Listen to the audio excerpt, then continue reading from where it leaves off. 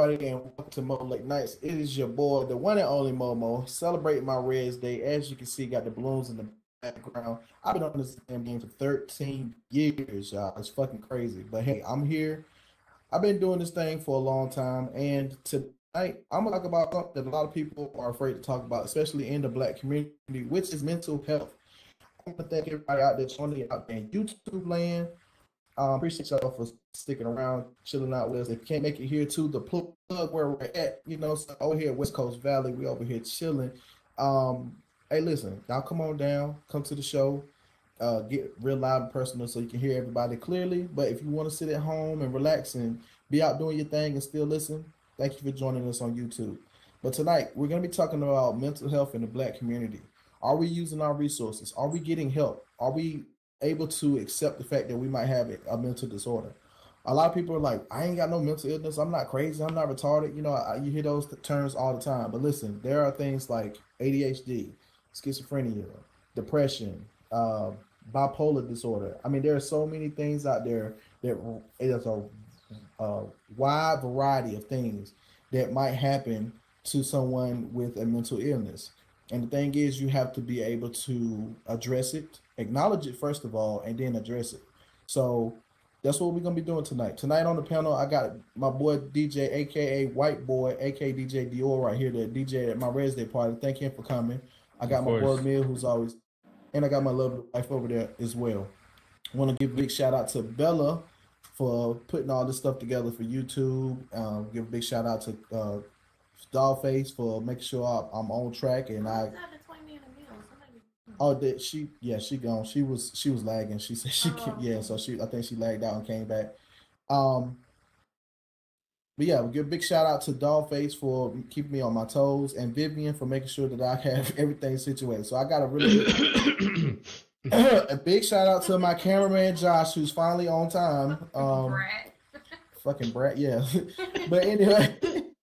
Big shout out to my team that's always on my ass and make sure I'm doing stuff that I'm supposed to do. So yeah, we're celebrating my 13 years on SL. Today I wanted to talk about mental health. One of the reasons why is because I feel like I've had my shares of mental illness on this game as far as dealing with my own issues of being depressed. I've went through a lot, and one of the reasons that I get on here to find an escape from all of that is playing SL. I felt like, I had nobody to turn to, nobody to talk to, but I get on this game and I've got billions of friends that I can meet and talk to on a daily basis. I go and do what I want to do without any repercussions to my real life. So getting on this game was a way to overcome some of those steps. I've been homeless. I've been completely broke and had absolutely nothing to call anything. And I was out there living in my van, going to work, washing up in the bathroom, changing my clothes, trying to save money so that I can get a place. I know I'm drifting, but I'm just saying, like, I'm just putting it out there. Like, that was part of my depression. And one of the things that I found that helped me get through all of that was just remember to stay strong.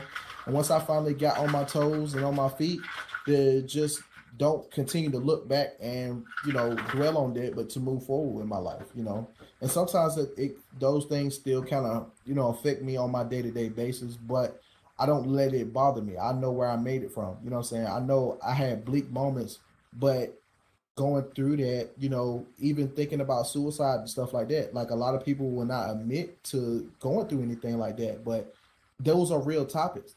So you never know what somebody's going through on this game. So I'm gonna pass it over to White Boy. He said he wanted to talk about some mental health issues dealing with in the Black community. So I'm gonna pass it on over to him. So I know, like, obviously, I'm not a part of the Black community, of course, as my color. But from what I've seen, as a point where I grew up around a lot of people that wasn't in my culture.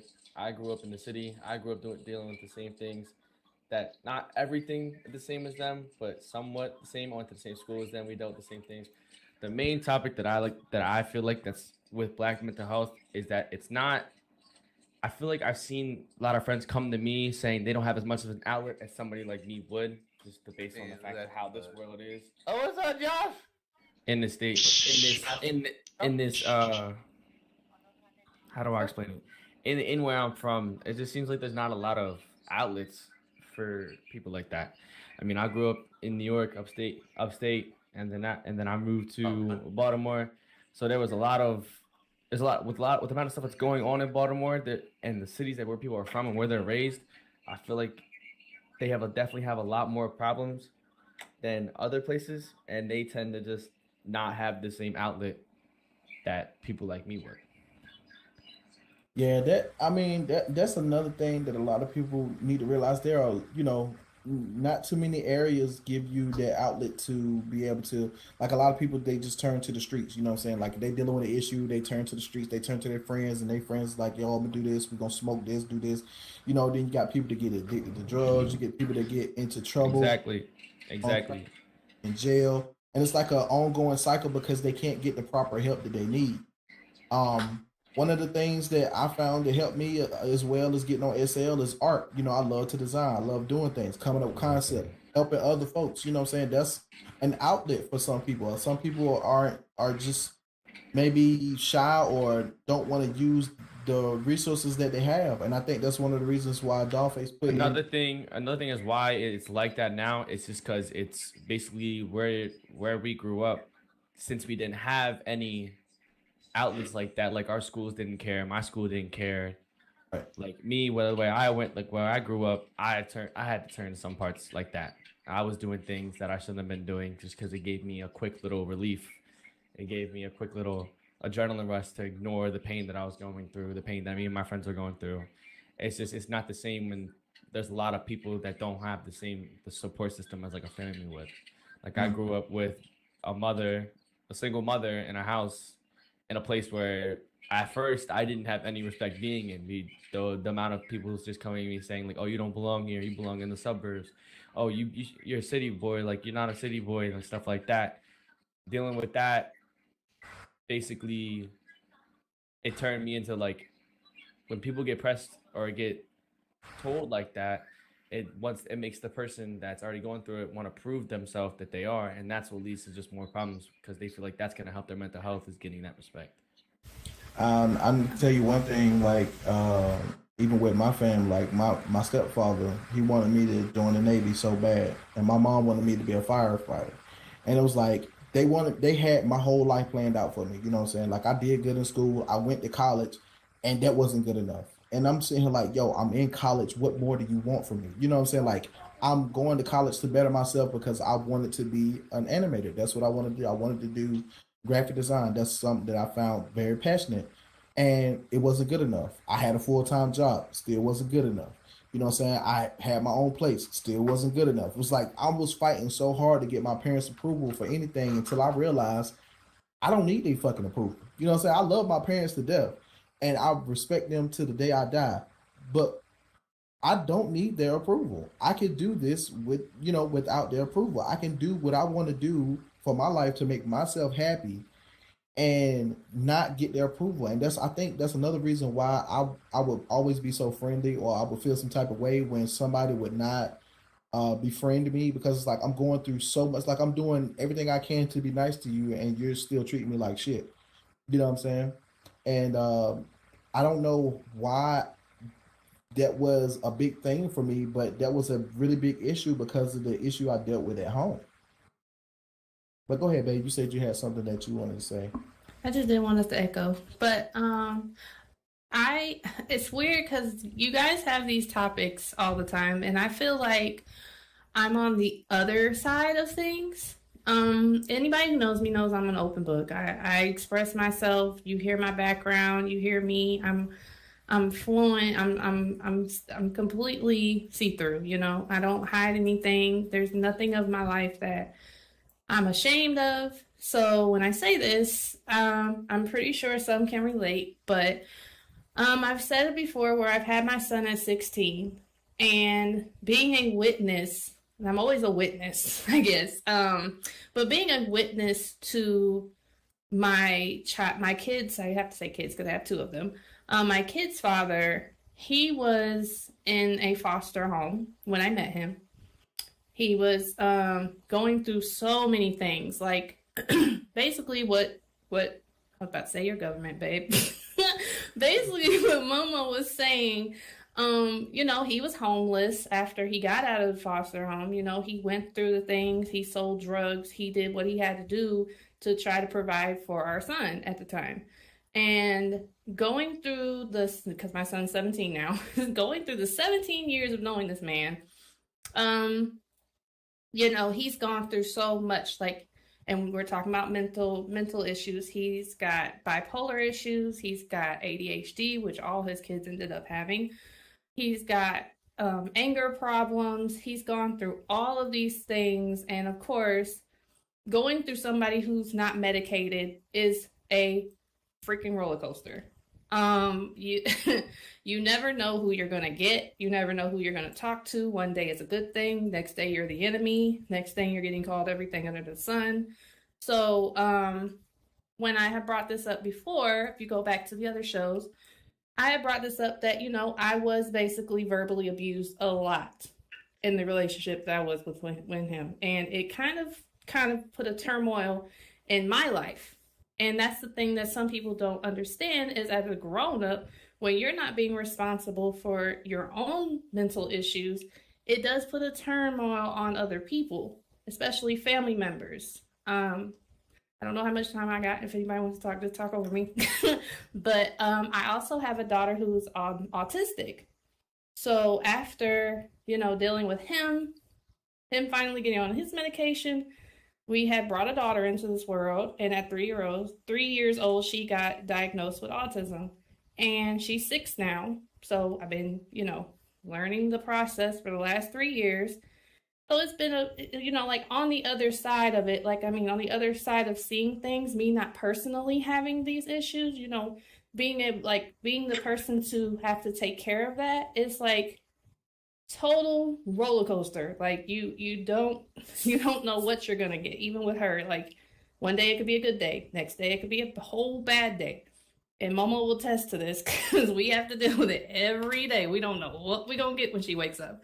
So, and if you have any questions, anybody you can ask. But honestly, it's just, you know, I like to talk from that point of view because I particularly never had to deal with any of that stuff. So, you know, being a parent to it, it's very different. And I don't know if anybody else can relate to it. If you have questions, like I said, you can ask. But yeah, anybody else could take the floor. I just wanted to tell my story.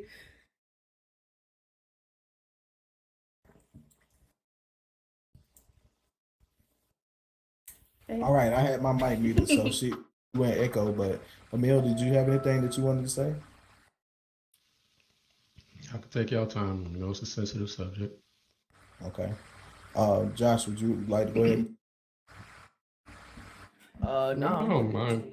If someone else wants, I could wait till later. But okay, Bella, you got something? Yeah, I can add a situation that I don't deal with personally, but I do have excuse me, so I have a younger brother, and he is 14 now, and he is an amazing artist, like just incredibly talented. He does like the anime and manga.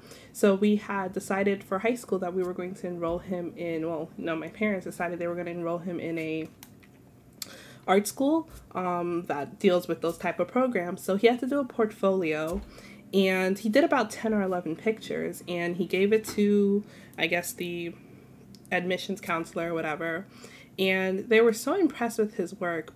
And maybe a week later, they called my mom to set up an appointment, and I didn't even know this was a thing, but there is something called an art psychologist.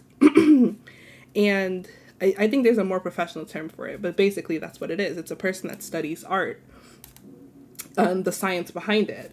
And they dissected each and every one of my brother's pictures to determine that he was depressed, that he felt like people didn't listen to him, and just all this stuff to his. And I would have never thought that because he's fine, you know, like even now, like he's not one of those kids that's like depressed or anything.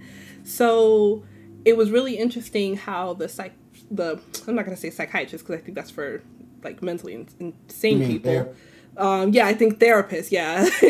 So it was really weird to see how they came to that conclusion. So they brought him, they had a guidance counselor, and they were really, like, just to get this boy into the school, they were so concerned about the pictures that he was drawing. And I remember I went with my mom when we had to do the meeting, and they were asking him questions about, do you sometimes feel like you're alone? And he said sometimes. And I didn't say anything because I didn't want to look crazy, but I was like, what? I was like, and then they started asking him is he abused in any way or whatever? And he was, he said no. But they were like, do you ever think about hurting yourself? And he did not answer the question for about 30 seconds. And it was so alarming that this was gathered all from drawings that he was going through this. So now he's in he is in therapy, even though I don't think anything I still joke with him. He'll come over at my house and I'll be like, what's up, crazy? And I'm like, so I'll joke with him about, because I don't see him as one of those people that really has, but it was really alarming to me because I'm like, does he really have these issues? Because I don't want to be insensitive towards it, but I just don't believe that I don't believe he's one of those kids. So well, yeah, yeah, cousin, go ahead. Yeah, my little cousin, he wasn't into drawing, but he had a journal, and he would write in his journal every day. And I'll never forget, he wrote, he was upset, and he used to listen to music, and that's one thing me and him kind of bonded on, was listening to a lot of electric and techno. And if you ever played Rocket League, the music that plays on Rocket League, you would listen to that type of music all day long. It's got dope ass playlists, and he would listen to that music and he would write. And I remember reading his book reading his journal one day, and he was talking about how upset, his mom gives him everything. The boy's spoiled right. You know what I'm saying? It's not like he doesn't come from a loving home, but he just feels misunderstood. And he could not understand why nobody would understand his point of view. He was trying to get his point out so bad, and nobody would understand it, and it put him in a state of depression, and he was upset about it. Let me read what they said before you drift off, because I know my husband, he will get to go. Yeah, I will get to going. I'll just keep talking. Kovu said depression does not equal to sadness. That's the mistake that a lot of people make, and I do agree. I want to comment on that because I shed a lot of light on my daughter, but I don't shed a lot of light on my son, because a lot of people don't even notice I had a son. They're like, what? All we hear is a little girl. But my son, like I said, he's 17, and he got diagnosed with ADHD at 5. And his ADHD was more of an anger ADHD. He was very violent in school. And it was to the point where, whereas my daughter, she doesn't talk as much when she was younger, my son talked all the time. So he would come home upset, not knowing why he was doing the things that he was doing. He was very verbal, which is I love about my kids. He was very verbal, and, he let me know. I didn't, unfortunately, Bella had to figure out through, tests and stuff like that. Whereas my son, he was just like, I don't know why I'm hurting people. I don't know why I'm hurting my friends. I don't know why I'm being mean. I'm at 5. So you already know, as a mom, I was heartbroken. I was just like, what? What? So we took him to a therapist. Then he got diagnosed, which was the right thing to do. So any people who have kids who are screaming this at you, do not take them to a physical or any type of doctor. Do not do that. Take them to a therapist first. Take them to a therapist. They can get diagnosed the right way. Because what happened later on down the road was that his pediatric was trying to prescribe him medicine, which was the wrong thing to do. They are not supposed to do that. That is technically illegal.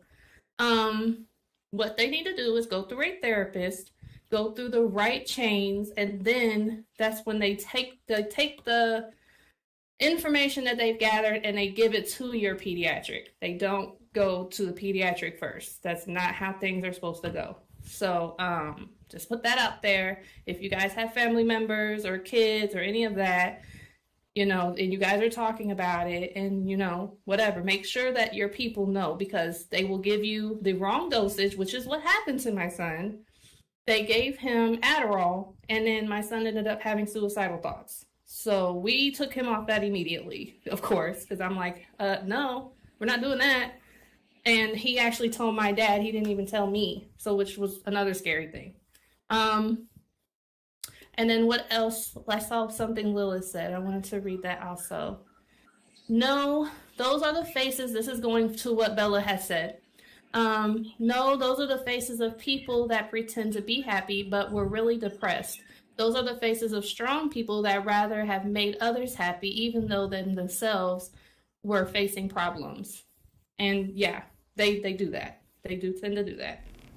So even if it's just as much as asking someone, like I do my son all the time, because as he's gotten older, he's a lot more calm and chill. Like, he don't really say much. He's a jokester and stuff like that, but he's usually to himself.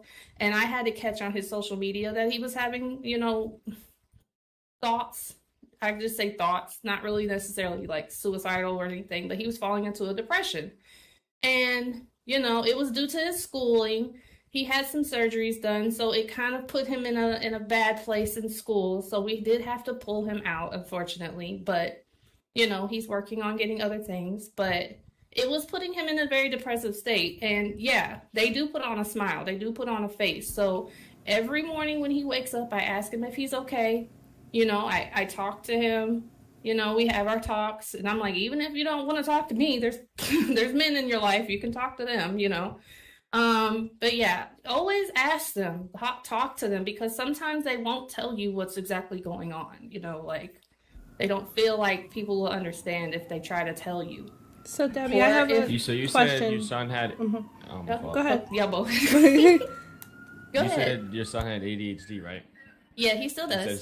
So I actually am. I'm diagnosed with ADHD and bipolar disorder. So with my thing with my problems with ADHD is that with the medicine, I completely agree with that. Taking medicine at a young age will not help you at all. No, it's too young. So when I was diagnosed with ADHD, I had that, and I kind of had a little bit of what is it when you can't sleep? Insomnia, right? But it wasn't diagnosed. So I basically had like a sleep medication. I had a ADHD medicine. I wasn't Adderall. It was another dose. But it not only did it affect my mental health, it also affected my physical health. I did not grow or gain any weight for about a year and a half. And it actually turned out that when I ended up getting off of it, I also felt like a zombie all the time. Yes. I just felt exhausted for no reason. So I stopped taking it. Happened to me. And it's weird that you say that. When I stopped taking it, I actually was like 5'6", 5'7". I shot up to 6'1" in less than 3 months. It's weird that you say that. And now I have extremely bad back pain because I was short and like almost like a short and stubby, but not like fat. But my muscles strained out to stick with my spine, so I used to have back pain and stop. It's not gonna turn yet, Aunt. Hold on. And when that happened, I actually got off of it, and I just learned it's all about like self-control. Some people I just learned to be able to just keep myself busy, and I can handle it. The job that I work at, I'm a server at a restaurant. Doing that with ADHD and keeping myself busy, depending on how big a restaurant is, it's the best thing ever. It's always about finding something that can keep you busy 24/7. Because if we're sitting there, my ADHD will go off. I ended up I was doing bad in school during high school, because I was also not really paying attention. I was more focused on money, and the way I got money, I don't really want to talk about that, but that's how I did. Ended up getting back on it, and the medicine I had then, I would be sitting at school at 8 o'clock in the morning resting with a heart rate of 120 beats per minute. It was on my watch.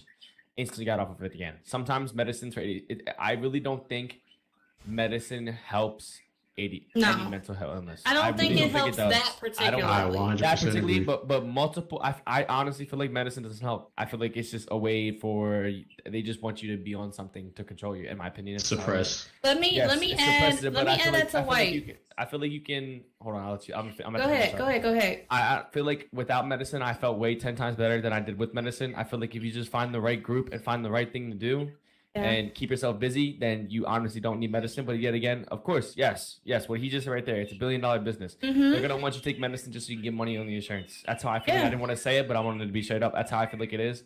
And no, we blunt here. We blunt. And I don't I don't believe like it helped me at all, and I didn't even go to a therapist. My thing with therapists is that I don't want to say my personal things. I don't even tell my mother to some random person that gets paid. Yeah. Gets paid. Thank you. I'm not doing it. So this is the thing. I don't kill the therapist because my sister is one. But in the hold on, because I got two different things, and then we'll get to girl. I know. I was gonna add that, and then I was gonna go there because what he just said made sense. Because I was tapping Momo while he was talking because my son was totally skinny, and short at one point, and then we got back to Indiana because we were living in Florida at the time. We got back to Indiana. And then he just skyrocketed. Like, he wasn't even on the medicine anymore or anything. After we got back, we got on it, and then we got off of it. Like I said, he was having suicidal thoughts. My son is 6'5" and 300 some odd pounds now at 17. So he's a big boy. And I was 5'6" and like not even 100 pounds yet. Now I'm right. 6'1" and I'm 160. That had a question? Who was it that had it? It was a girl before Ann. Yeah, it was me. Okay, go ahead and then Ann. For you, Deb. So, like, really quickly, I had read an article, or I don't know if it was an article, but it was something that I read online about people that do have, or that are not, like, fully diagnosed with a mental health issue, and how it's important not to kind of feed into it, per se. So, two parts to that. So, I wanted to ask you if, like, there's ever a point where, because, you know, your children obviously do suffer from some sort of mental issue. Right. But do you ever make them, like, I don't know the word, what I'm trying to say. But do you ever make them, like, use feel... it as a crutch? Oh, yeah, that's it. That's the word. Do they use it as a crutch? And then to my second part to it is because, so my brother, he had a picture.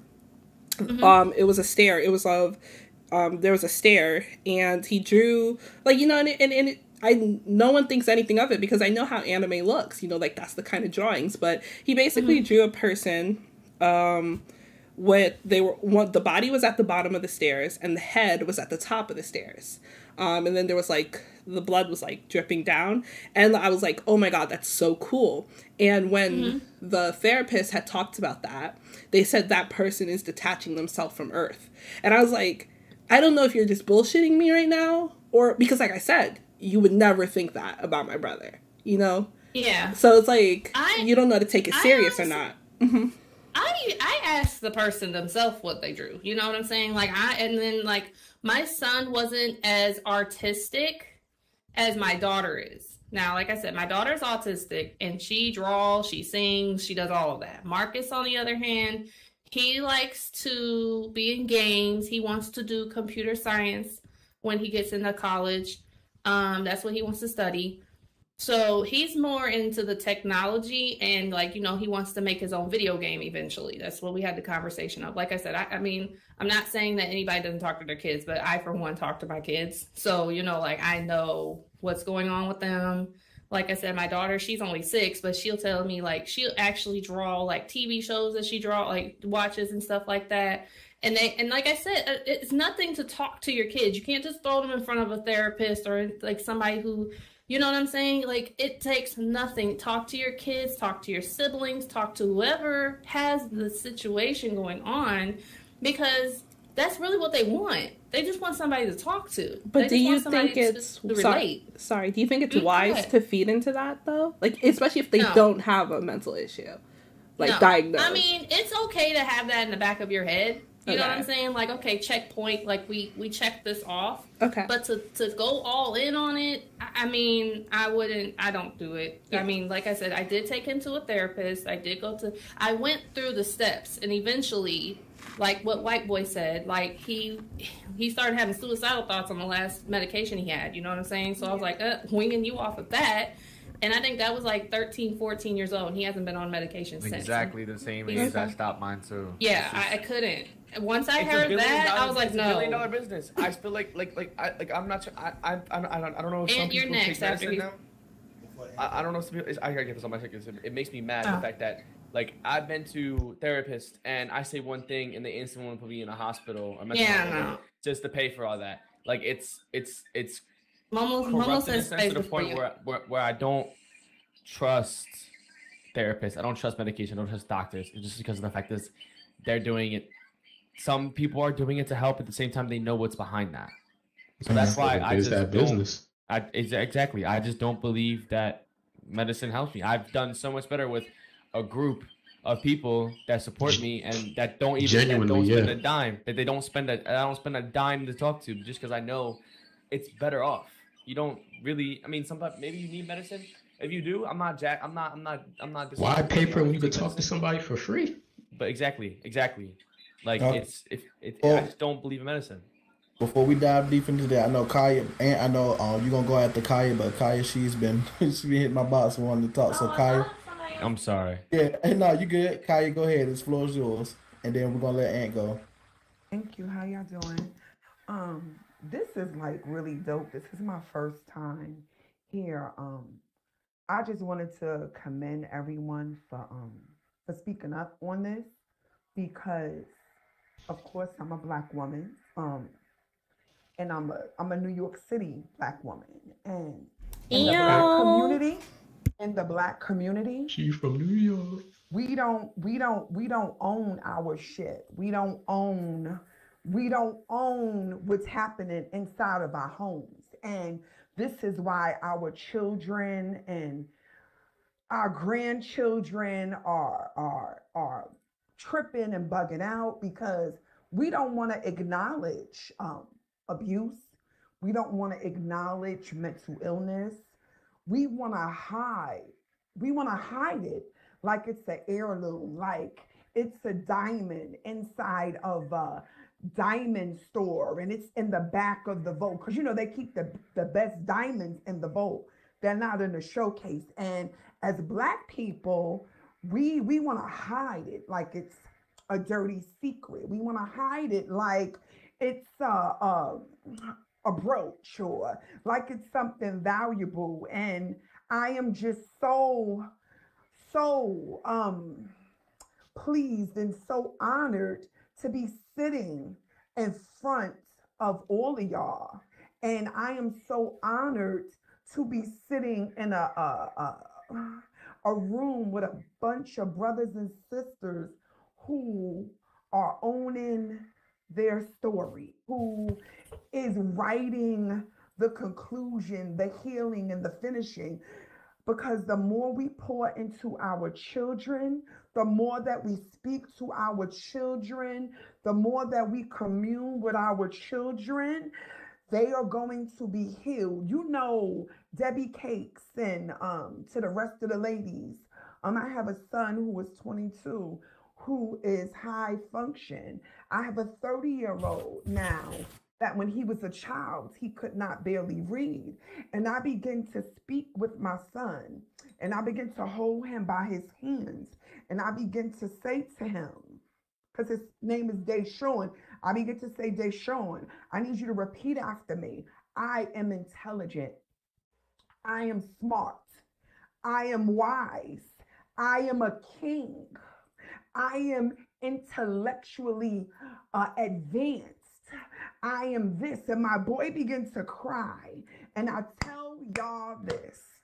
He didn't graduate from high school, but he took his GED. I sent him to a program when we lived in Long Island, and I sent him to a really great program.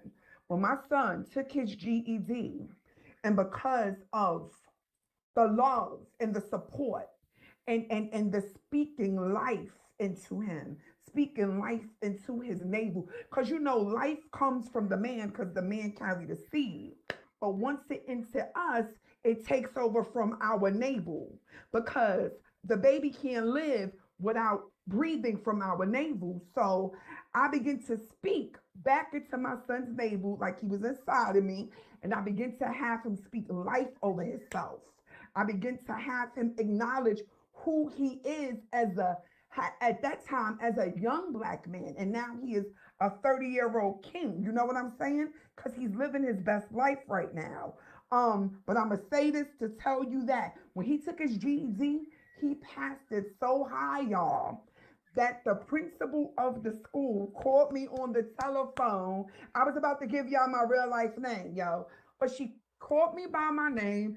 She said, your son passed his GED and got one of the highest scores out of kids who was not even in special education.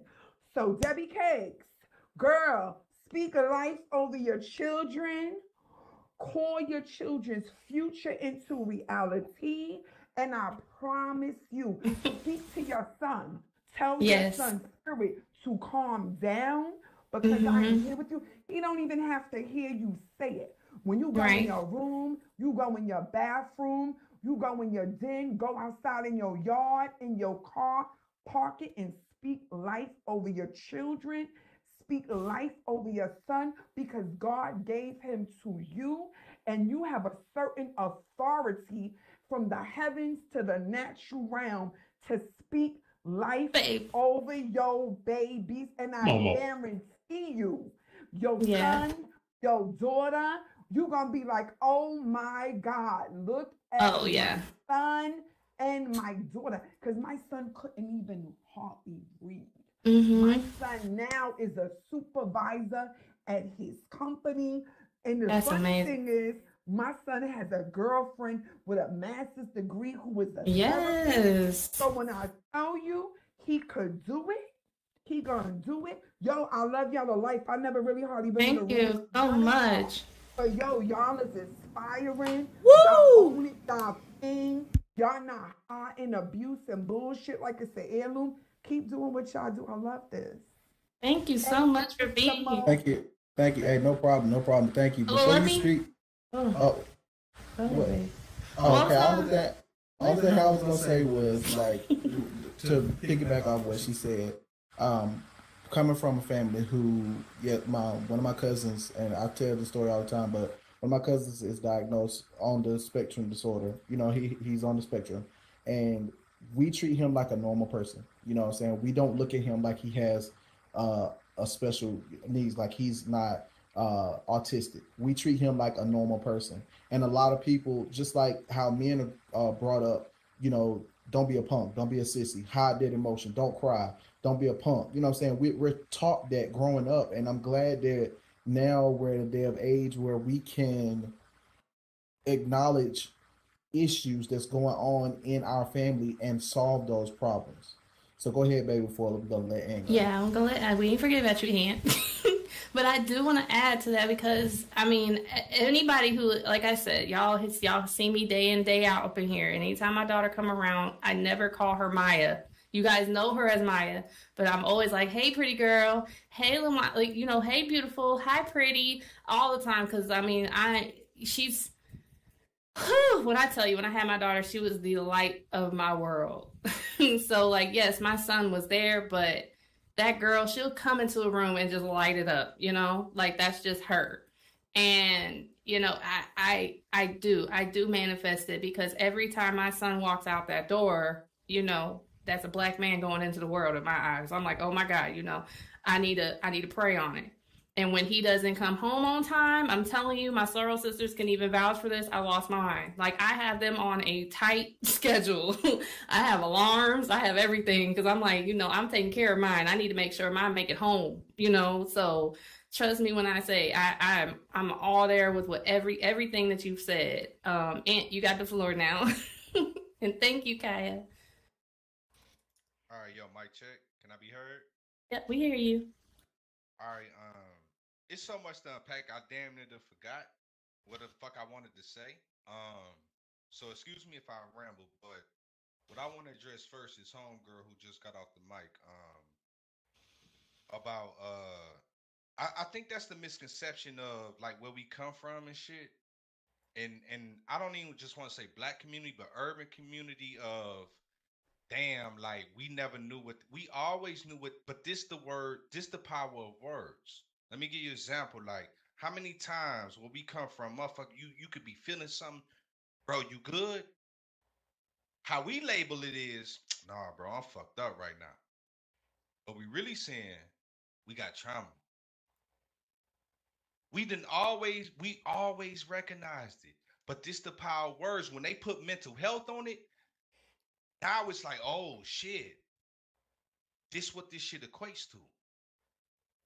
I've been recognized this. Me, for another example, me, I realized, and I'm 37. I realized this shit like a couple years ago, hearing a motherfucker talk about it. But social anxiety, Yeah. I deal with that shit. But you know how I label motherfucker, bro, you good? I be in the party, bro, you good? Yeah, bro, I'm good. I'm just chilling. I don't like all these fucking people. That's how we do it. That's how we label our shit. But see, the power of words, when they put social anxiety, it's like, oh shit, this is what I'm dealing with. You know what I mean? So we've always noticed it. We've always recognized it. We It's didn't have a just term. yet we didn't have a term. It's Yeah. the power of words. And I say that to say this. And this rhetorical though. To all the people here, bro, and well, not all the people, but if it don't apply, let it fly. But to the people, bro, this why this whole trolling shit, this why I take that shit seriously. So to everybody here who's noticing mental health, are you making sure you do everything you do to treat people good? So when we in this plug and we feel like we trolling, do you imagine your cousin that goes through mental health and you treat them so delicate, but because it's a motherfucker 1,000 miles away, you feel like you could say whatever? Are we doing everything we supposed to? Sticks and stone. This is why I respect everybody, foes and friends. Now, there's nothing wrong with telling you why you wrong. But I'm never gonna be the one to tell you, fat bitch, your mama, I don't know what you're going through on this other side, bro. I don't give a fuck if you is an enemy. I heard a quote. Don't judge a man how he treats his friends. Judge a man how he treats his enemies. And man, that shit is so real. That shit is so motherfucking real. So I pose this question to y'all, bro, and it starts with you. Cause shit hits different when it hits home. Like everybody up here talking, and it's no, but yeah, my cousin got mental health, and I asked him, but do you come on this internet and do that same shit with everybody? Or no, as soon as you get upset, it's fuck you, bitch, fuck your daddy, fuck your mama. Mm-hmm. And I'm gonna tell you, and Momo don't even know this. Man, I adore Momo. Cause I done seen Momo so many times try to get trolled into negativity. And not to say Momo perfect, not to say he ain't deserve it, whatever the fuck. But I done seen Momo so many times try to get trolled into negativity. People poking fun at him. He always meet that shit with positivity. He always try to diffuse it. Even with homegirl. Somebody, and I'm mad I forgot her name. The one who passed, Moni. Money. Bro, do you know how many times the same motherfuckers, R.I.P. Moni, and not to say, because I know she was a troll, she was a motherfucker. But the fact is, man, but it's like, if I know you handicapped, bro, and you try to pick a fight, I'm not gonna fight you. The same motherfuckers talking R.I.P. was the same motherfuckers trolling Moni and making fun of her. That shit trash to me. It's corny. Yeah. That's corny. I would never, bro. I don't give a fuck. If a disabled person was making fun of me, I would never go, yeah, that's why you in the wheelchair. That shit ain't in my heart. Now I'll check you why you wrong. Like, yo, who the fuck you think you talking to? I'll do that. But I never, yeah, but can you walk? I would never go there. That shit ain't in my heart. I say all that to say, bro, all these people talking here right now, it's like the job interview. The most unqualified motherfucker going to a job interview, they know the right shit to say.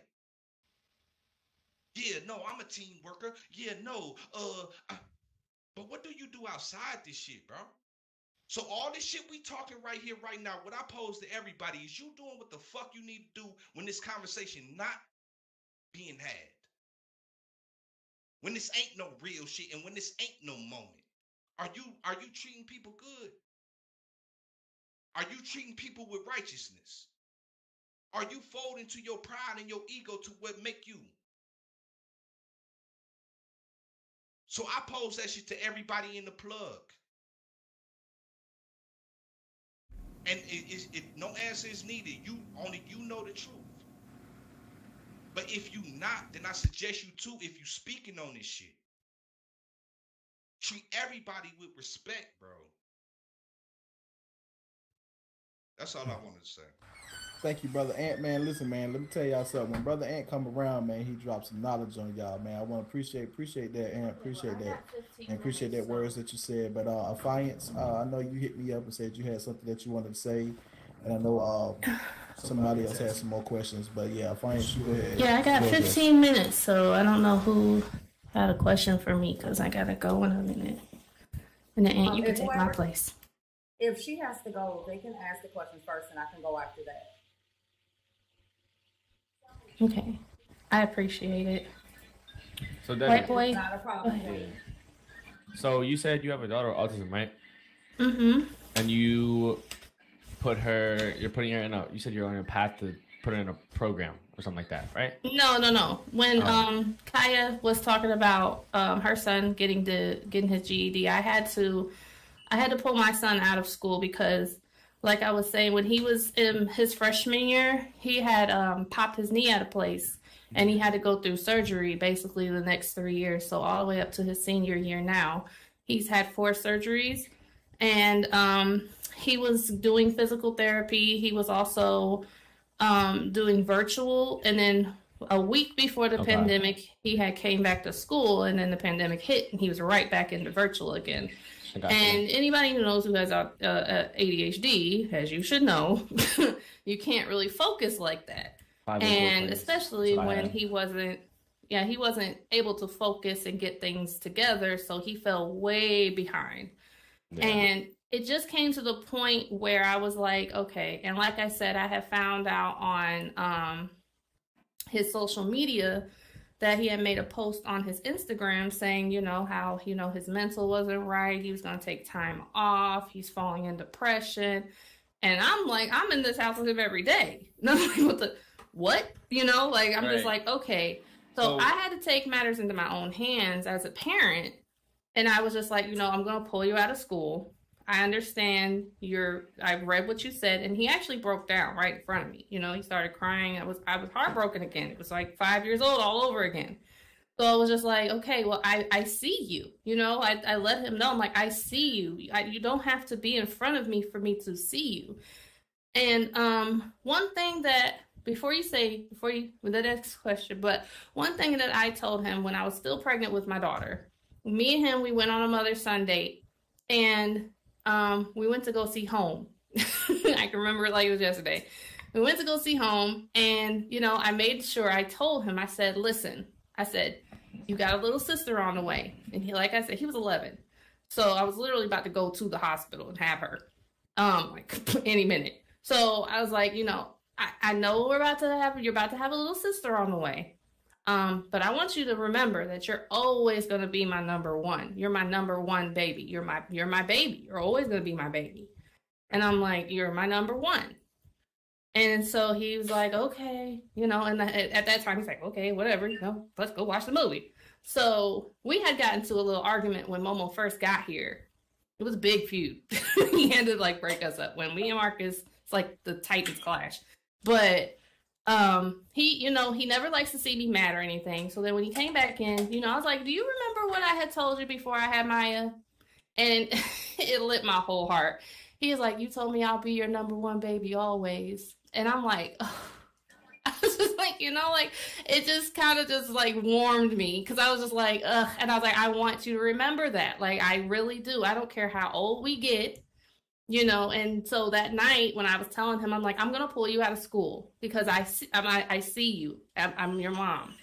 And so he was just, he broke out. He was like, I can understand that. And I'm like, but I want you to get your GED. I want you to have your education underneath you. I don't want you to just be some man out here with nothing underneath you. Because his dad keeps talking about he wants to get him into a trade and all this other stuff. And I'm like, I'm okay with that.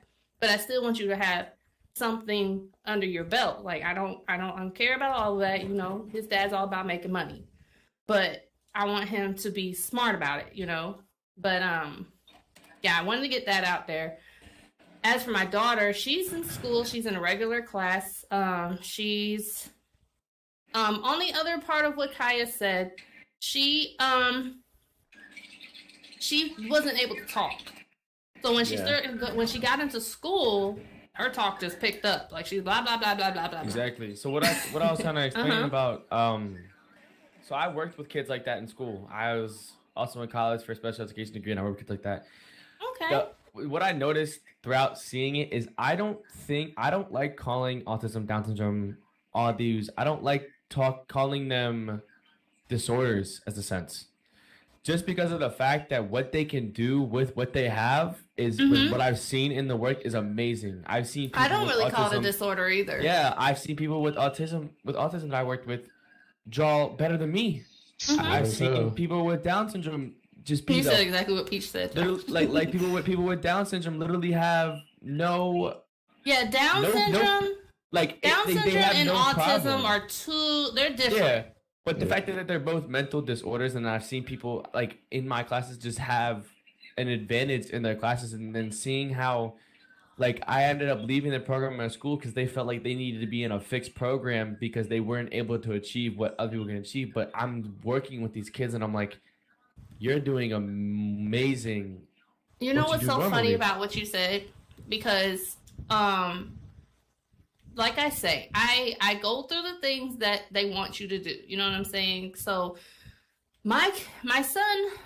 going to the pediatric on a monthly and stuff like that, getting checked out versus my daughter is a whole different 11-year difference. You know what I'm saying? So when I was taking him, it's crazy because like they're 11 years apart. You know what I'm saying? So when I'm taking her, they don't even acknowledge that I have a son. They feel like she's my first. And being in the mixed race, aka Black, you know what I'm saying? You're going to these white doctors and they're looking at you like you have no clue because you're on Medicaid and you're taking your kid and you're getting like the worst of the doctors. So then they act like you don't know what you're doing. And Lord behold, I tell them I have a whole 17-year-old. This isn't my first child. And they're like, oh, what? Like, yeah, stupid. Like, I know what I'm doing. Clearly he made it through life. Like, I mean, honestly, I'm doing something right. So then they try to tell you everything's wrong with your daughter. Everything's this. Oh, now she's obese. Now she's too fat. Now she got this. Now she's got that. When I first had her, literally 3 months after I had her, they tried to say she had fluids on her brain. Freaked me the fuck out. So I'm just like, every single thing has just been such it's been stressful. You feel me? Like I have been stressed to the nines just taking my daughter to the doctor.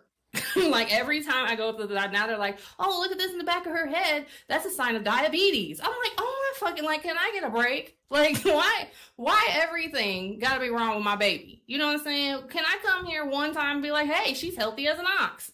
You know, like, no. So then when she wasn't talking on time, they're like, oh, well, I don't like that. Let's take her to a therapist. Let's get her tested.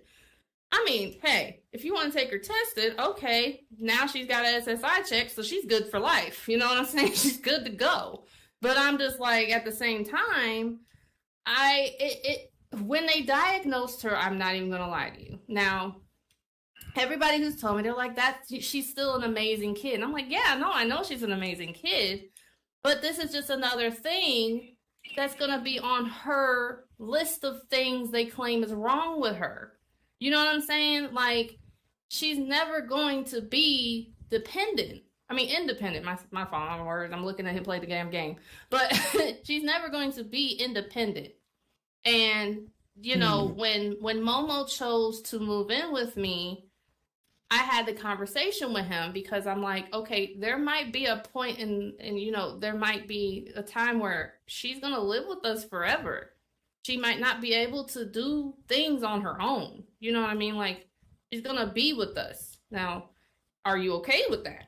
You know, he's just like, I mean, yeah, I don't care. You know, like, I'm just like, I mean, I just want that to be known that is a possibility that, now there's a possibility that she might just blossom and be able to do the things that she can do independently. But then there's also that point where, you know, her learning and her ability to do things might stop. You just never know with autism.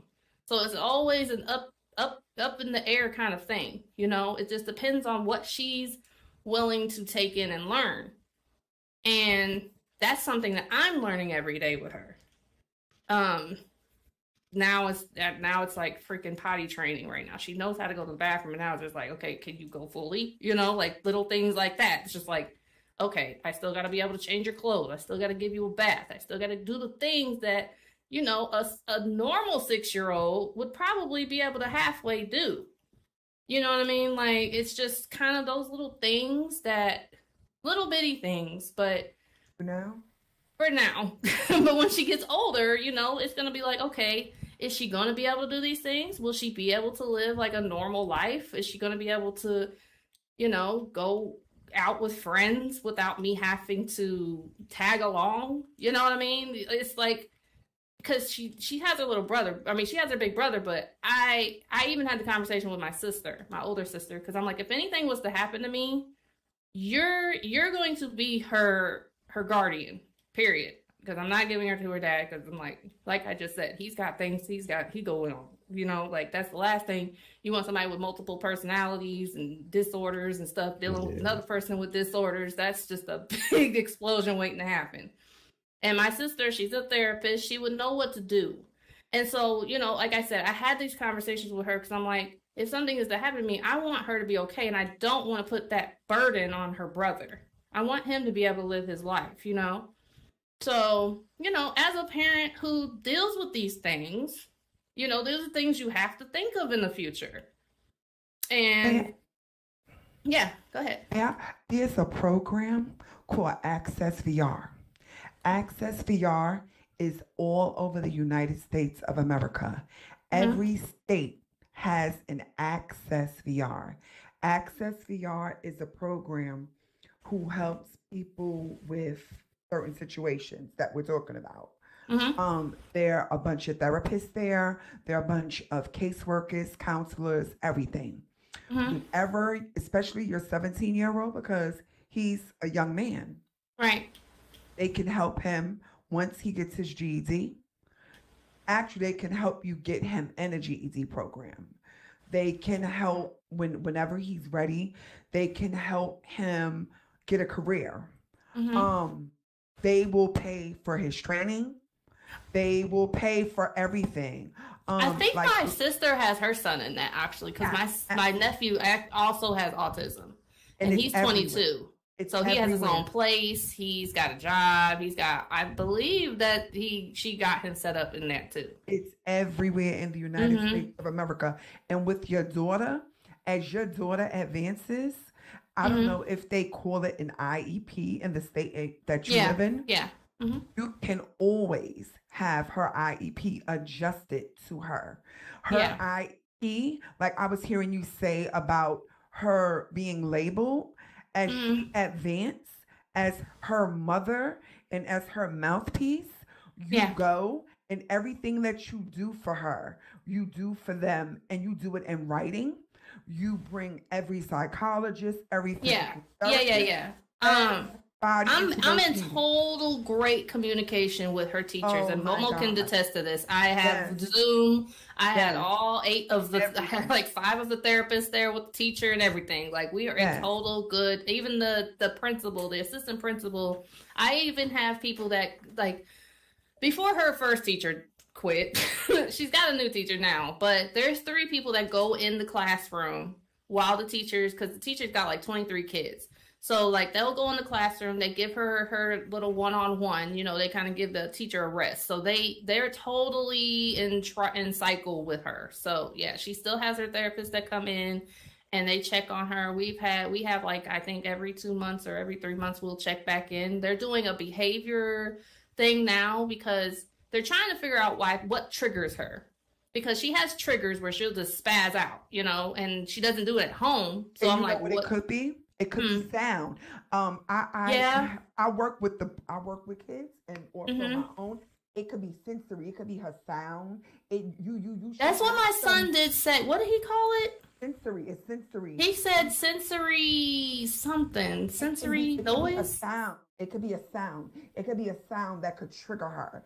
A lot of them are very sensitive to certain noises, And you should ask them if this is happening. I honestly think this is my thing. This is how I see it. Because there's other kids in there that kind of have their moments too. Okay, because even when I was up there watching her, me and my dad snuck into the school and we were kind of watching her peeking through the door and stuff. And at the moment where one of the teachers was telling us what was going on, one of the kids had an episode, and I'm like, okay, if anybody knows. Like, okay, let me not say if everybody knows autism because there's different spectrums of autism, but my daughter has the repetitive communicative disorder. What do they call it? I can't think of it off the top of my head, but it's repetitive in the communication. And so she repeats things over and over and over again. She'll quote things over and over and over again. I swear to God, she should be an actress when she gets older because she can read like nobody's business. And I'm telling you, she would remember a skit like nothing. But I was like, okay, she repeats things that she hears that goes off of the shows that she watches, right? So if she sees a kid doing that, don't you think she'll do it? Like, and she'll do it over and over and over again because she sees it. And that's kind of how I was seeing it. And I'm like, yes, parroting, yes, Dolly, yes. And you got to think, because my daughter, yeah, she's 6, but she's got the mental of a 3-year-old. So it's not like she's 6 being 6. You know what I mean? So it's not her noticing and realizing what she's doing. Because even if she gets in trouble, her first thing is, I'm sorry. She doesn't even care what she did. I'm sorry. She thinks the sorry is going to get her out of trouble. Because she's heard it. That's what you say when you do something wrong. You say sorry. So that's kind of like the things that we do on a daily with her. And when she gets home, like I said, she doesn't even have these spaz out moments. So it's got to be something that she's seeing at school because they keep thinking, well, what's going on at home? Other kids. Yeah, and I'm like, she don't do that at home. Like, she's charging at people. I wish she would charge at me. You know what I mean? Like, no. Girl, I used to work with some of the kids. I used to have a kid, and he knew he was going to trigger the other kids.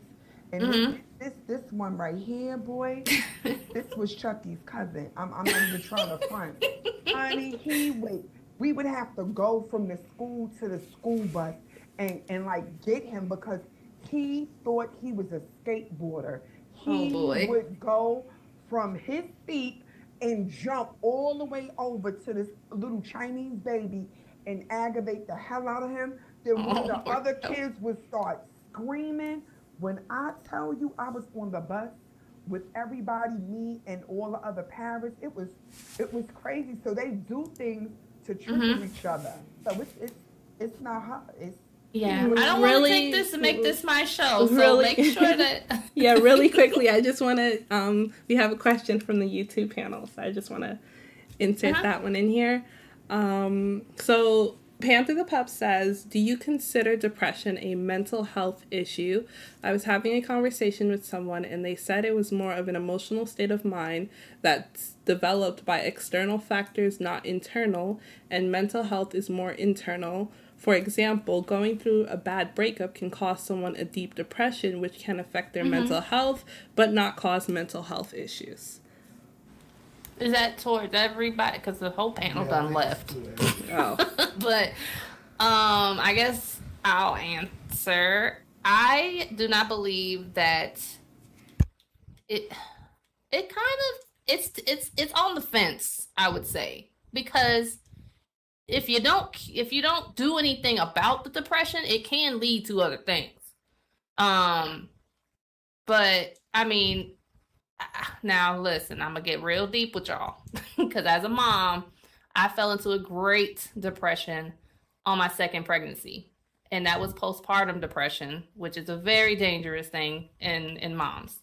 It can go either way, you never know. But I did fall into a very deep depression. I never wanted to harm my kids. It was more me wanting to harm myself, but it took my kids to not want to harm myself. It was a really balancing act because it was like, who am I leaving these kids with if I do something to myself? But then again, I don't want to, you know what I'm saying? It was something in my mind that was just really just, quote, excuse my French, but fucking with me. And I didn't have the people that I had when I had my son. Like I had him in at 16. I was in a program. parenting and expecting parents and stuff like that. I was in a program in the school. They gave me everything I needed. The boy was in daycare. They were paying for the daycare. I had all those things. Whereas when I had my daughter, she was a home baby. She was with me 24/7. I never had breaks. I never got away with it. I was dealing with their dad at the time, not even wanting to claim her. It was a headache. So, you know, I fell into that Great Depression, and then I had this little person really depending on me on a daily, where my son was going to school. You know, he was out of the house. So it was just me and her all day, every day. And yeah, it played a hard mental on me. I'm not even gonna lie to you. What got me out of it was SL. Not even gonna lie to you. Started getting on SL, and I started just getting away from my thoughts, and I joined a sorority. And those women, I tell you, they got me out of some things, and it saved me. It really did. SL helps so much. When you're around the right people, it helps a lot. It does. I can't even tell you. Like, some people might even think we're all mental even being on this game. Like, honestly, they think we're crazy. If you talk to people outside this game, they'd be like, yeah, I get on Second Life every day. They're like, what the hell is Second Life? Like, what? Virtual? What? You're talking to other people you've never even met? Like, they look at you crazy. And they're like, we need to get her help. Do we need to have an intervention? Like, what do we need to do to get this girl off the game and out the house? And then you got people in the game telling you to get off the game and out the house when they're on the game themselves. So it's like, okay, so who's the crazy one here? You know, like it kind of goes back to what the hell Ant was saying. Like, okay, do you call them people crazy? Do you say they need a mental issue? Like, they got mental issues because they forgot where they were trying to tell you to do things? Like, it all kind of, then, like he says, you don't know what's going on behind the computer. They might have a mental issue, and they're telling you to get off the game, and they're on the game too. It's just like, are we both logging off? Yeah. Like, what's going on? So it's crazy. It's a catch-22. It is with that depression. It's a catch-22 for sure, I feel. So I can speak to that just a little bit. I don't think, and this is my opinion, but I don't think depression is necessarily a mental illness. Now, although I know that there are people that, suffer from suicidal effects, they have to be on medication for it because it does get really bad for them. Yeah. But I do remember, last year when the pandemic hit, I had went through a very, I don't want to use the word traumatizing, but it was a very low point in my life. I had lost so much in the span of 2 months. So I lost my relationship of 2 years. Then I got into a really bad car accident that totaled my car probably 2 weeks after my breakup. Then probably a week after my car accident, they cut our department. So I lost my job. And so that all happened, that I don't even think that's two full months.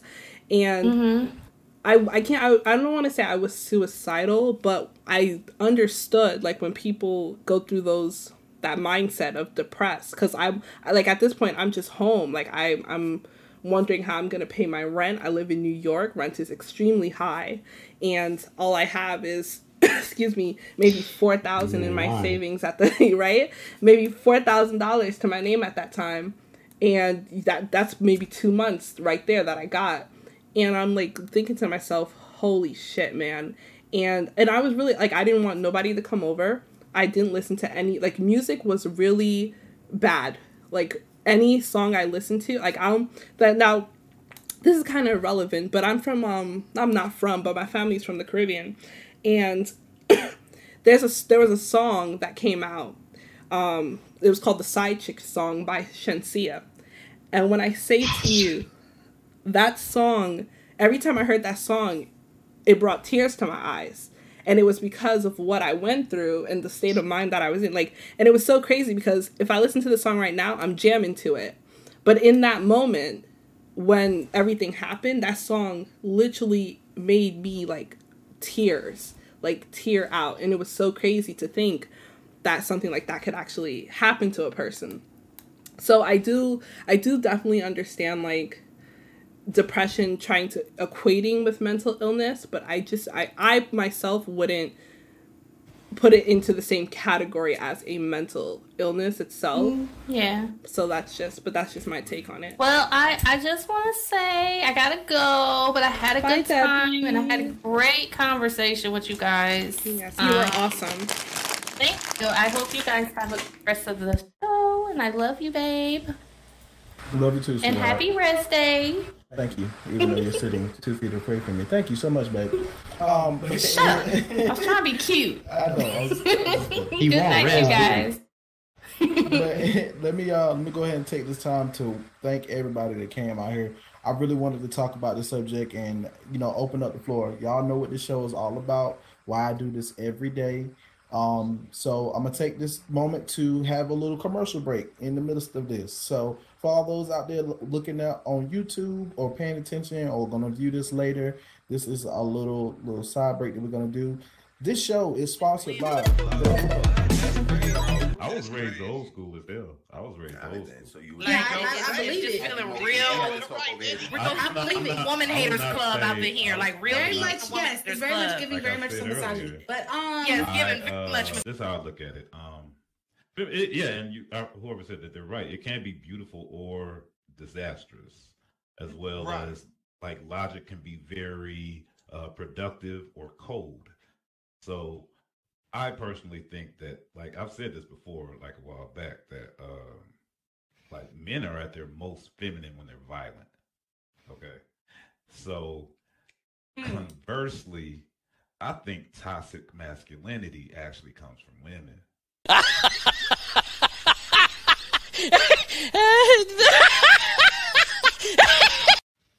Y'all can fight me in the comments. That's all I think about. How? Yeah, I'd love to hear how you came up with that. I ain't gonna lie, that's tough, bro. You went out on a limb. Can you explain that a little bit more for us? I think you're on your own. I think you're on your own, bro. I feel like it comes from women. Can you elaborate a little bit? All right. I'm okay standing alone on it. I'll speak on it.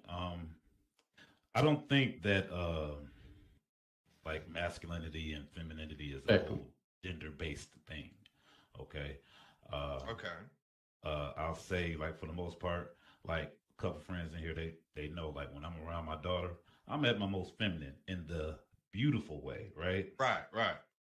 So, with that being said, like I said, there's a scale to all of it, right? So it can be very beautiful or very disastrous, right?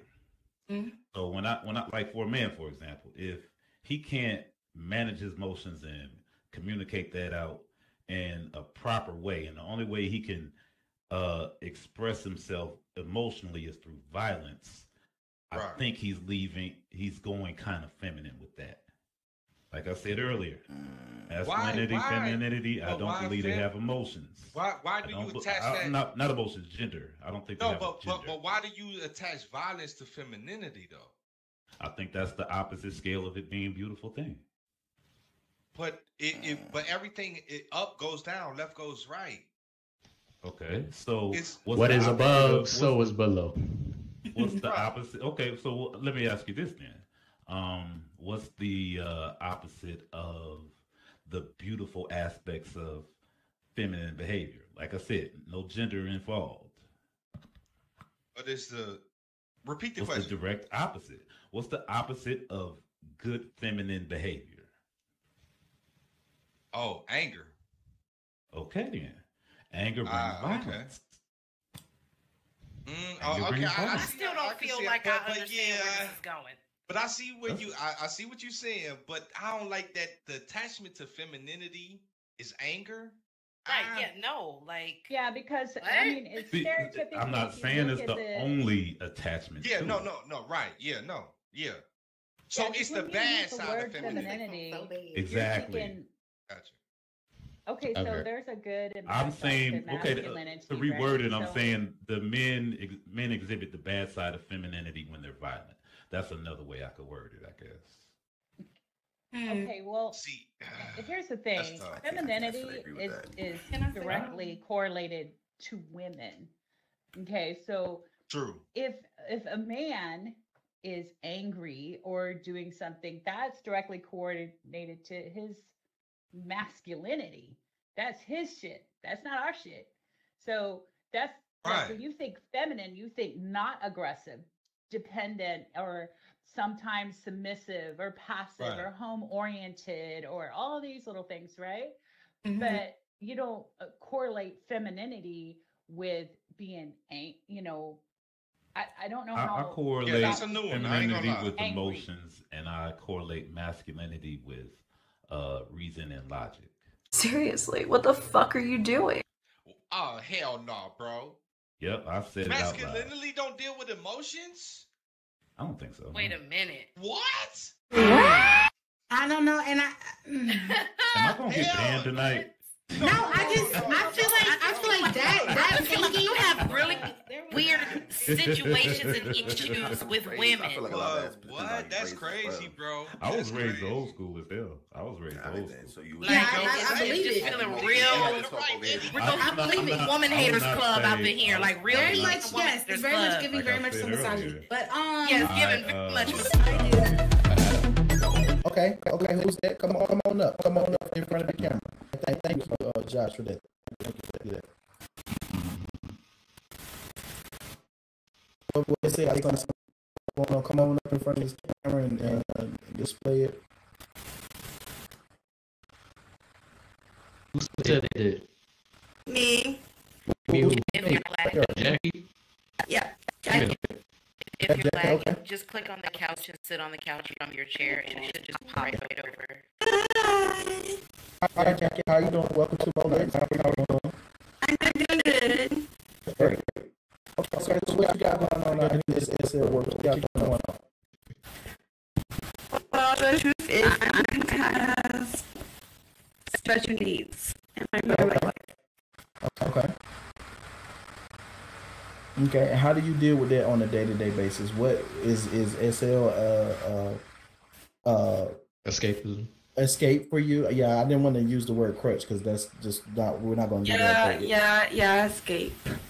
Okay, so what is it? Do you want to? Is there something that you would like to share with us or talk about? The floor is yours. I sick of people treat me like crap. Treat me how different I am. Well, yeah, you are different and you are special, but it's not in a special way to where it's rude, but a special way to where you think differently. You're unique. And yeah, you're unique. You're your own type of person. So no matter what you're going through or what somebody says, you have to remember at the end of the day, you are who you are. You know what I'm saying? There's nothing you can do about that. So enjoy it to the fullest. Don't let somebody bring you down or try to tell you what type of person you are or who you are. Right. You have to remember at the end of the day, I am me. I am strong and I am a blessing to this world, whether you know me or not. And you have to live on with that. So I want to thank you for sharing that with us. Is there anything you would like to say or any questions that you want to ask or anything like that? And if there's anybody harassing you that's doing that type of stuff, you let me or anybody else that's an enforcer know. Yeah, you let somebody know. Anybody bothering you, let us know. We will definitely take care of that. Right, but my real life brother always treat me like crap. Oh, okay. So you dealing with the issue with real life? Yes. Sometimes SL. Sometimes there are some people ask me very sexual, and I don't like that crap. Okay, so you don't like some of that stuff, so you just try to avoid stuff like that. Yes. Yeah. Okay. If someone calling me how different I am, I don't give a crap. Right. How old are you, Jackie, if you don't mind me asking? I'm 31 years old, and I did have my birthday on November. Oh, happy birthday! Thank you for Thanksgiving. Right before Thanksgiving? Oh, okay. So you had birthday cake and turkey? Yeah. What kind of birthday cake was it? Was it like strawberry shortcake? Was it yellow cake? Chocolate cake. Cupcake. Oh, chocolate cupcakes. Oh, so you had a bunch of chocolate cakes and you just eat a bunch of them at the same time rather than just scarf down a piece of cake. I'm jealous. Okay, so let me ask you this question, Jackie. Is your jam pumpkin pie or sweet potato pie? What kind of Pumpkin. pumpkin?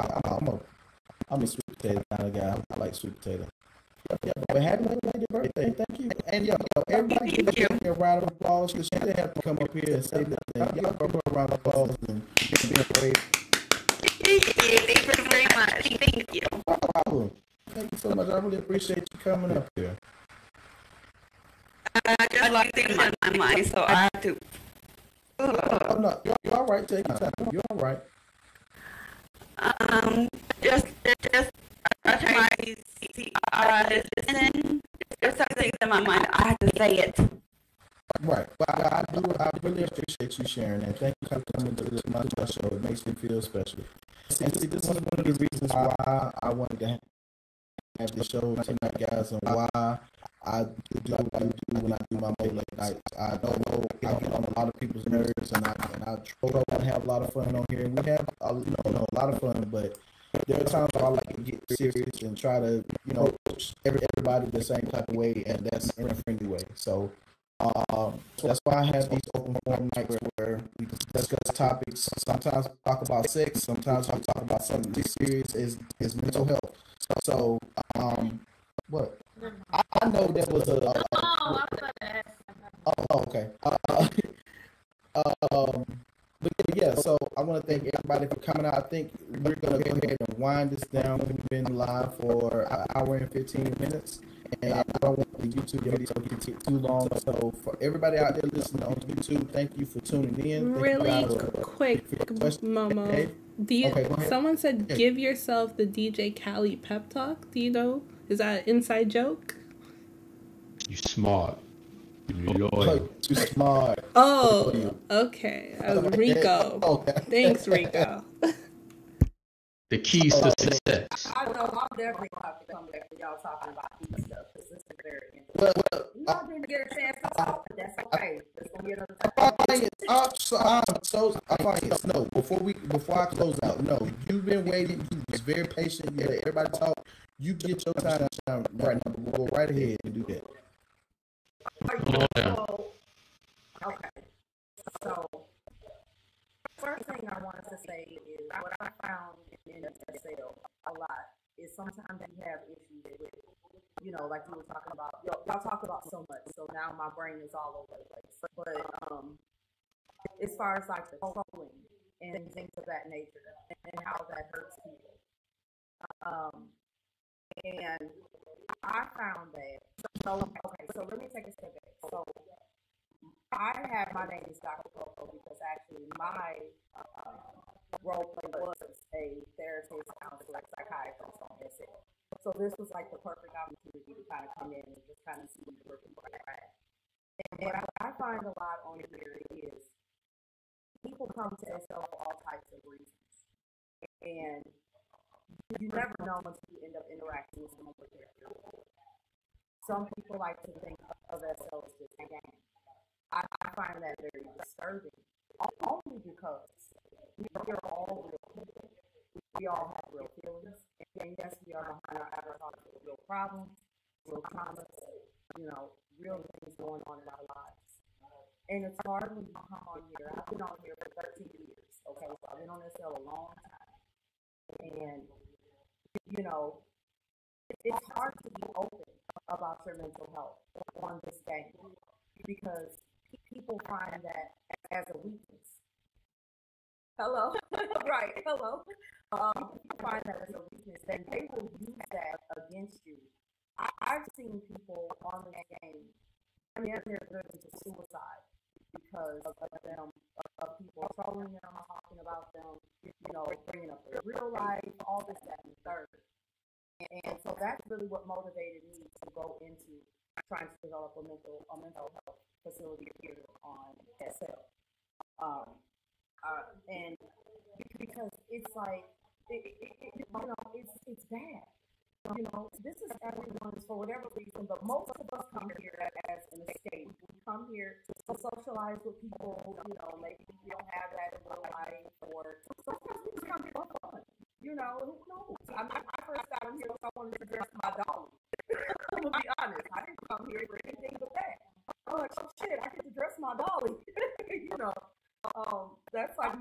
the things I learned. You know what I'm saying? So I got on here like this, you know.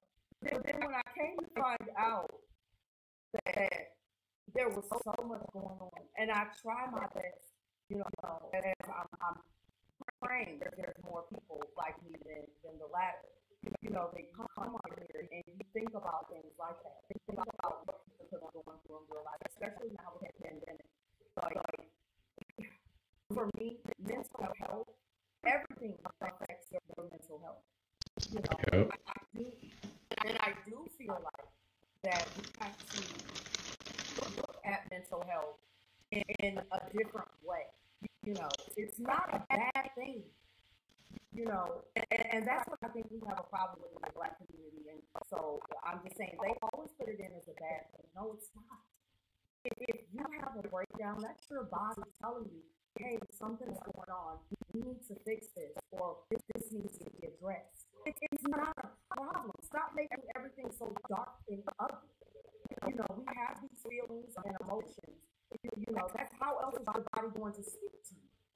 So things happen. And we as people have to be there for each other. Young men should be able to express their feelings. Like my son, just like the young lady was saying, from my son, from when he was born, I spoke life into him in the womb. I'm a lesbian woman, and me and my wife had a son together. And when he was in her stomach, I literally sung to him every day. I spoke to him every day. When he was born, he literally, I'd say when he was about 3 months, maybe 4 months, he could hum the song that I sung to him in her stomach. So that's how real. People don't realize how important it is, even from the womb. I literally, spoke life into him from the beginning, and it's made such a difference in who he is. And I allow him to have emotions, and I allow him to, if he wants to cry about something, it is okay, he can do that. And I feel like that in our community, we have to allow our children, our friends, our family to vocalize how they're feeling and be there for them and stop being so judgmental because you cry. One of my best friends told me one time in one of my darkest hours, and this is something that stuck with me. You know, she told me, she said, baby girl, it's like your tears do not compromise your strength. That has been something that I go to. You know, when I'm feeling so low and I'm like, okay, you know, I'm always there for everybody else and this, that, and the third. And then I'm kind of like, you know what? That God gives, you know, and I don't know about people being religious, you know, I believe in source, but I say God for everybody else. Hey, that's what it is. But either way, what source gives the hardest problems to the strongest people. So instead of looking at things that are going on with you as a negative thing, I try to look at everything as a lesson. I try to look at, okay, what happened with this, that, and third, and I process it, and I make sure that I don't cross those bounds anymore. If it's avoidable. But at the end of the day, you know, I can talk forever, and I know you've already been here an hour. I just want to say that I know for me, my box is always open. I don't know a lot of people on that cell, as I usually say to myself, but if anyone ever wants to talk, if there's ever any issue or anything, I am very, very open. Because I know how it is to be in that dark place and feel like you're alone. And I just want everyone to know you are not alone. Believe me, just because you can't see somebody else in the dark don't mean there's nobody else there with you. Okay? So that's it. You know, it was so much. It was a wonderful show, Momo. I actually am so glad I came. I see you in a completely different light because I usually see the joke part of you. And this has literally put you in a completely different spectrum of how I view you, and I appreciate that you as a young man are even open to discussing these things, and I think that is very much needed, especially for our men, you know. So that's all I had to say. Thank y'all so much for allowing me that time. Oh, well, thank you. You know, they with years and all that good stuff, but you know, I know a lot of people see my jokey joke side, as you said, but sometimes it can be a mechanism for me to kind of, you know what I'm saying, deal with some of my issues. So, you know, there again, we're dealing with the issues that we're talking about there. So, you know, I've been on here and for 13 years as of today, you guys. So, happy birthday, happy birthday. as 13 years today, I've been on this game, and like you say, a lot of people know me from the jokey joke side, you know, the goofy, funny side, having a good time. So they don't get to see that serious side of me, and so it is refreshing to, you know, for people to see me in a different light. You know what I'm saying? So thank you for that. And like she said, if you guys ever need anybody to talk to, feel free to hit up anybody. And for you all just hitting my tip jar, thank you so much. But if you guys ever need anyone to talk to, please, me, Josh, Doll, Bella, Defiance, we're always here. I'm always here at the plug. My wife get on me all the time because I'm always here. You know what I'm saying? But I'm here. You guys, I'm always on my Xbox. If you got Xbox and you want to play Fortnite or something, I'm down. You want to play some zombies? Hey, hit me up. If you need somebody to talk to, hit me. Yeah, I'm always available. So with that, we're gonna close it out. And like I said, to you guys out there in the YouTube land, thank you so much. Thank you for your comments. Thank you for your questions and everything. But we're gonna close it here tonight. You guys have a wonderful night, and don't forget to come to the plug and get your drug needs. We got crack. And Momo, I just want to say one thing. To finish it out. So Momo, you are always thanking your team for the amazing job that we do, which we really do an amazing job. I don't want to pat myself on the back, but I'm going to.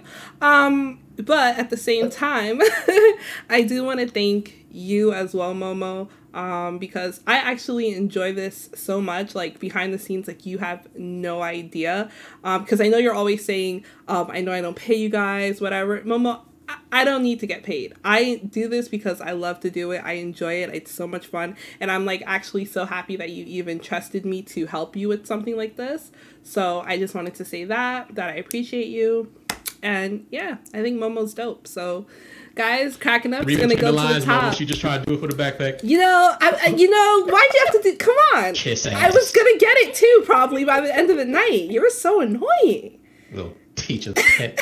I was joking. But yeah, alrighty. But yeah, so I'm gonna close this out now. But that's it. All right, thank you guys. Thank you everybody. Everybody, y'all ain't gotta leave, but y'all gotta get up off my stage. So I'm gonna go ahead and start deleting